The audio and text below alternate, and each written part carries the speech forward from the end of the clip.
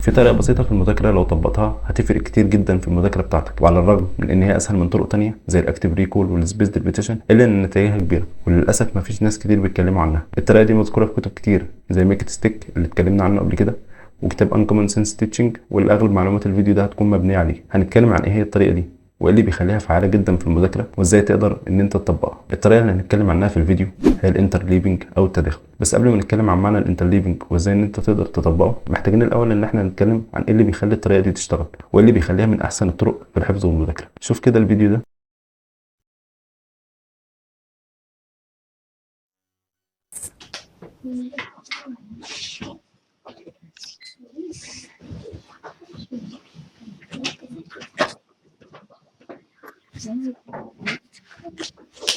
はい、答えを見せてください。はい、ただいまの答えは、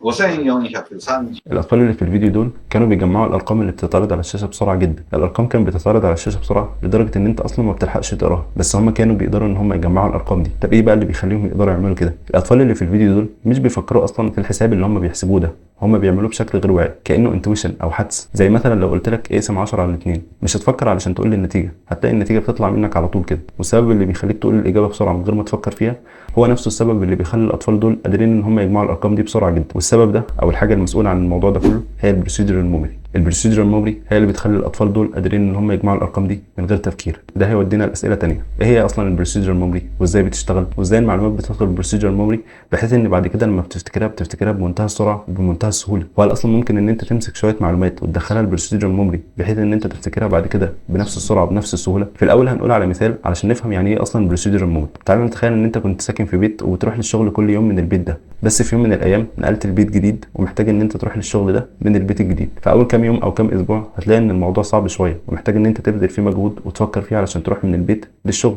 لكن بعد فتره هتلاقي ان الموضوع بقى سهل جدا ومش محتاج اصلا ان انت تفكر فيه، لدرجه ان انت ممكن وانت في الطريق تكون بتعمل حاجه تانية اصلا محتاجه تركيز، زي مثلا ان انت تكون بتسمع اوديو بوك مثلا او بتفكر في حاجه تانية خالص. افتكر ان في الاول الطريق ده اصلا كان صعب عليك وكنت محتاج تفكير وتركيز علشان تقدر ان انت توصل. اللي حصل ده حصل بسبب ان في طريقتين المعلومات بتدخل فيهم للذاكره طويله الامد. الطريقتين دول هما الديكلاريتيف ميموري والبروسيدورال ميموري. الطريقه الاولى كنا اتكلمنا عنها في الفيديو اللي فات وهي الديكلاريتيف ميموري، وكنا قلنا ان المعلومات علشان تدخل للذاكره طويله الامد عن طريق الديكلاريتيف سيستم بتدخل الاول الورك ميموري، بعد كده بتتنقل عن طريق الهيبوكامبس للذاكره طويله الامد. وقلنا ان الديكلاريتيف سيستم هو المسؤول عن ان انت تتعلم معلومات بشكل واعي، ولما بتستخدمها برضه بتستخدمها بشكل واعي. وده نوع الذاكره اللي كان شغال في الاول لما كنت عاوز تروح الشغل من البيت الجديد، نوع الذاكره اللي محتاج تركيز ومحتاج ان انت تفتكره بشكل واعي. اما النوع الثاني من الذاكره وهو تقريبا عكس الاولاني، هو البروسيدورال ميموري، والنوع ده المعلومات بتدخل له عن طريق الممارسه، وهنتكلم عن ده بعد كده بالتفصيل. بس ميزه الطريق ده ان المعلومات لما بتدخل فيه بتتحول تقريبا لحاجه اوتوماتيك، حاجه مش محتاجه تركيز اصلا، لدرجه ان زي ما قلنا ممكن تعمل حاجه اصلا محتاجه تركيز وفي نفس الوقت تكون بتسترجع معلومه عندك من البروسيدورال ميموري. زي مثلا ان انت تكون بتسوق في الطريق زي ما قلنا وفي نفس الوقت بتفكر في حاجه ثانيه وتكون الحاجه دي اصلا محتاجه تركيز. وزي الطفل اللي عرضناه في الاول، الطفل بيقدر يجمع الارقام بسرعه جدا ومش محتاج ان هو يركز في الموضوع اصلا. بس على الرغم من ان البروسيدورال ميموري بتخليك قادر ان انت تفتكر المعلومات بشكل اوتوماتيك لدرجه ان انت ممكن تفكر في حاجه تانية اصلا، الا ان في مشكلتين بشكل رئيسي، والمشكلتين دول بيفرقوا عن الديكلاريتيف سيستم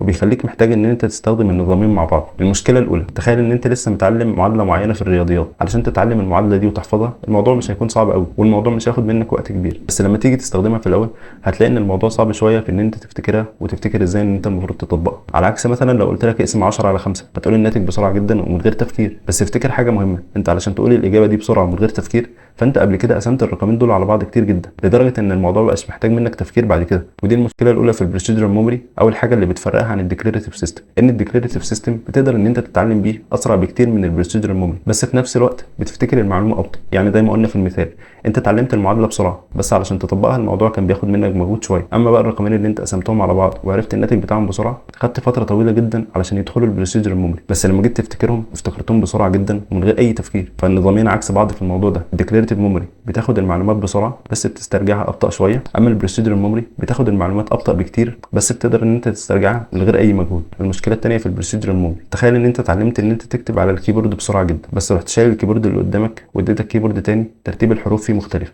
علشان تتعلم الكتابه سريعه على الكيبورد الثانيه هيكون الموضوع صعب جدا. وده لان المعلومات اللي بتدخل البروسيدورال ميموري مش بتكون مرنه خالص، خالص، وبيكون صعب جدا ان انت تعدل فيها بعد كده، على عكس الديكلاريتيف ميموري اللي المعلومات اللي فيها بتكون مرنه اكتر بكتير، لان انت لما بتيجي تسترجع المعلومه تسترجعها بشكل واعي مش بشكل اوتوماتيك من غير ما تفكر مثلا في حاجه زي العادات دي برضو مسؤول عنها البروسيدرال ميموري. علشان تغير العادات الموضوع بيكون صعب شويه، لان بتبقى حاجه اوتوماتيك اصلا انت مش بتفكر وانت بتعملها، على عكس زي ما قلنا الديكلاريتيف ميموري اللي انت بتفكر دايما في الحاجه اللي انت بتعملها. زي ما قلنا كده كل نظام فيه مميزات وفيه عيوب، والاثنين بيكملوا بعض. المشكله بقى في التعلم بشكل عام ان في تركيز كبير جدا على الديكلاريتيف سيستم، وتقريبا البروسيدرال ميموري مش بتستخدم في التعلم، ولا هيخلي طبعا التعلم اصعب، لان المفروض يكون في توازن بين نوعين الذاكره علشان تاخد مميزات الاثنين وتقدر ان انت تتفادى العيوب بتاعه الاثنين. طب ازاي التوازن ده بقى ممكن يحصل؟ هنقول مثال بيوضح ازاي النظامين بيكملوا بعض لما بتتعلم معلومه جديده. تخيل ان انت بتاخد كورس في البيولوجيا او الاحياء. في الاول المدرس خلاك ان انت تشوف شويه حاجات تحت الميكروسكوب، بعد كده خلاك ترسم الحاجات اللي انت شفتها دي في ورقه، وعرفت ايه هي اصلا المعلومات دي وازاي تستخدمها وكده. انت كده المعلومات اللي انت اتعلمتها دي اتعلمتها عن طريق الديكلاريتيف سيستم.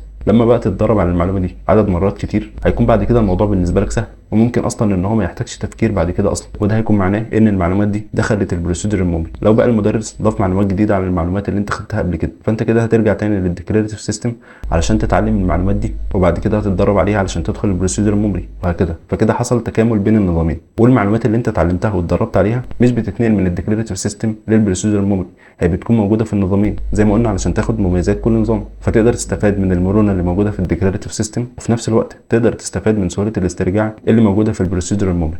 علاقه بقى الكلام ده كله بالانترليفنج او التداخل. زي ما قلنا في الفيديو اللي فات ان احسن طريقه علشان المعلومات تدخل فيها الديكلاريتيف سيستم هي الريتريفال براكتس، او طرق المذاكره المعتمده على الاسترجاع بشكل رئيسي زي الاكتيف ريكول او الامتحانات او كده. احسن بقى طريقه علشان المعلومات تدخل فيها البروسيدرال ميموري، او ان انت تبقى قادر ان انت تفتكر المعلومات دي بعد كده بشكل تلقائي من غير ما تحتاج ان انت تفكر فيها، هي الانترليفنج. طب هو يعني ايه انترليفنج اصلا؟ تخيل ان انت بتحاول تحل اسئله على موضوع معين، بس بدل ما تحل الاسئله على موضوع واحد معين خليت الموضوع يختلط شويه وبقيت تحل اسئله على مواضيع شبه بعض في نفس الوقت، بحيث ان هم يكونوا متلخبطين. هو ده بالظبط الانترليفنج، ان انت بدل ما تخلي كل موضوع منفصل، ومثلا لما تيجي تحل اسئله تحل على الموضوع الاولاني بعد كده الموضوع الثاني بعد كده الموضوع الثالث، لا انت بتجمع الحاجات دي مع بعض وتلخبطها بحيث ان يكون كذا موضوع في وقت واحد. ايه فايده بقى الانترليفنج ده؟ لو بتذاكر او بتحل اسئله على كذا موضوع في نفس الوقت هتكون قادر ان انت تشوف نقطه التشابه والاختلاف ما بينهم، فالانترليفنج هيخليك قادر ان انت تفرق ما بينهم بشكل احسن. كمان في حاجه اسمها الكيرس اوف سبيسيفيتي، وده معناه ان انت لما بتكون بتتعلم حاجه معينه مش بتكون قادر ان انت تنقلها لسياقات مختلفه، فالانترليفنج برضه بيحل الموضوع ده وبيخليك قادر ان انت تستخدم التعلم اللي انت اتعلمته في سياقات تانية مختلفه. كمان تخيل ان انت لو مش بتعمل الانترليفنج ده وبتاخد كل موضوع لوحده وبتخلص الموضوع الاولاني وتنقل للتاني وهكذا، ففي مهاره جدا انت مش بتتعلمها كده، وهي مهاره اختيار طريقه حل السؤال. واوقات كتير جدا بيكون الاصعب من تنفيذ طريقه الحل هو اختيارها من الاساس، فلما تعمل الانترليفنج وتدخل كذا موضوع في بعض بتكتسب المهاره دي.